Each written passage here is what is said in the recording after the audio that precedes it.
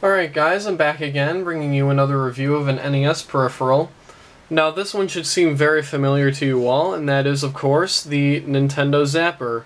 Released in 1985 by Nintendo of America, basically designed to differentiate themselves from the competition because no other home console to my knowledge has ever had any kind of light gun accessory to it. I mean, sure, light guns and light gun games existed in the arcade before, but never before was it brought to a home console. So that's why Nintendo created this, so that way they can market their NES as being, you know, so completely different from the competition, and this is something you absolutely have to have because this is such a amazing piece of technology. You know, you shoot a plastic gun and you can shoot ducks on a TV, you know? So this was one of the accessories that really got Nintendo to sell the NES. The other one was Rob the Robot, which I will cover in a little bit. You know, not anytime soon, but I hope to make a video review of Rob the Robot soon. But anyways, this is a really, really awesome light gun, and of course, like I have probably mentioned, that this is probably the most popular light gun accessory ever made because, well, it was probably the first and therefore the most popular. Because most bundles of the NES actually came with this, so pretty much anyone who had an NES has owned one of these, or at least has heard of it. So that's probably what makes this the most popular light gun ever made. So I'll go over the outside of this thing really quick and kind of show you what this is all about. Really cool design with a two-tone, you know, gray plastic with the lighter gray here and the darker gray down there. The Nintendo Zapper logo, copyright 1985 Nintendo. This trigger here is really, really nice because it's got a really, really tight, responsive feel to it because, you know, when you pull it, you can actually hear it snap and you can feel it snap in your finger too. So it's got a really, really nice, responsive trigger. Here's the lens assembly in there, so that way the TV can send the information to your zapper to register a hit or not. And of course the very retro 1980s style molding there. You know, really, really neat, but I can understand why you guys really wouldn't like the design just because of how sort of, I guess, cheesy and so retro looking it is, but that's part of its charm, I think. I don't see who wouldn't like this design, but, you know, I guess there's probably someone out there. So that's the original Nintendo Zapper that came out in 1985. But in around 1988 came out this version, which is essentially the exact same thing as this, except this one is a bright orange and has a black trigger on it. And the main reason behind this was because that Nintendo wanted to make this thing look more like a toy rather than a real gun, which apparently this thing really resembles. I mean, come on guys, have you ever seen a gun look like this? I don't think so. So I guess the courts ruled that they had to make it a bright orange color to kind of make it look more like a toy rather than a gun. But I don't really get why, because to me it doesn't look anything like a real gun, but that's just the reason why that was. But besides the color differences, these two are the exact same thing. Now the controller wire is the exact same length as a standard NES controller, and of course shares the same plug. So you don't have to worry about getting any kind of controller adapter or wire cable extender thing or anything like that. The exact same length and the exact same plug as a standard NES controller. Now, not only is this light gun accessory awesome, but I think it's the games that really make this accessory as cool as it is. And there's a lot of games that support the NES Zapper, which you can see a really big stack right here.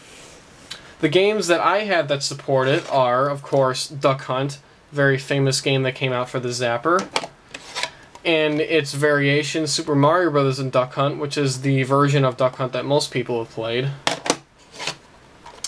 Another one, To the Earth, where you're kind of in a cockpit shooting down asteroids.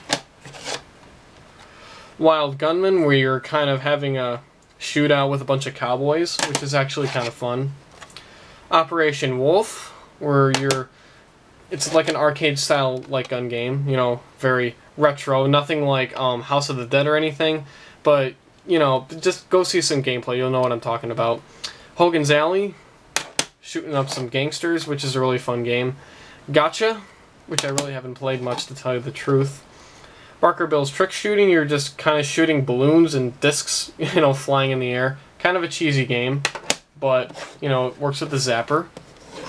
Last one I have that has a light gun mode in it is the Adventures of Bayou Billy, which is essentially the same sort of thing as Operation Wolf or Gotcha. It's the same style of gameplay, so not a whole lot to say about that. So those are the games I have so far that support the NES Zapper, but there are a lot more that I do not have. Games like Gumshoe is an example, Laser Invasion's another, Freedom Force is another. I mean, there's a whole lot more Zapper games that were released that I do not own right now. But I'm going to show you guys this thing in action, which I will cut to a really short clip of me playing Duck Hunt, and I will show you that.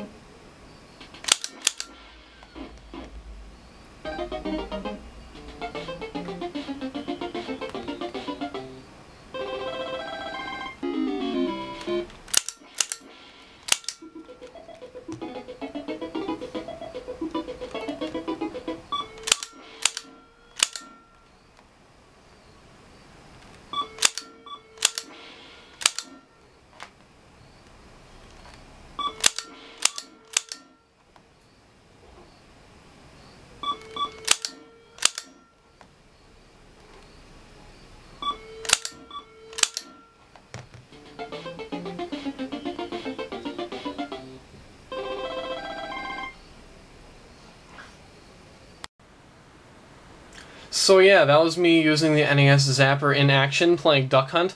One thing though I really want to mention too is that these light guns, or any light gun accessory, does not work with the flat screen TV.